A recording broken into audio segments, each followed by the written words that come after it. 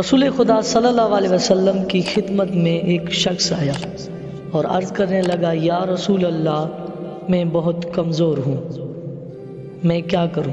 تو رسول خدا صلی اللہ علیہ وسلم نے فرمایا، اگر تم طاقتور بننا چاہتے ہو تو تمہیں ایک کام کرنا پڑے گا۔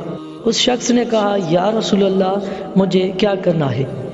رسول خدا صلی اللہ علیہ وسلم نے فرمایا، جو چاہتا ہے کہ میں سب سے بڑا طاقتور ہو جاؤں تو اس سے چاہے کہ وہ خدا پر توکل اور بھروسہ کرے۔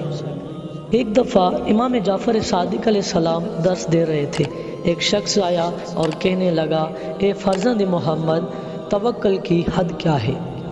تو امام جعفر صادق علیہ السلام نے فرمایا، میں نے اپنے بابا سے سنا کہ انہوں نے فرمایا، تم خدا کے ہوتے ہوئے کسی سے نہ ڈرو اور خدا ہی پر توکل اور بھروسہ کرو۔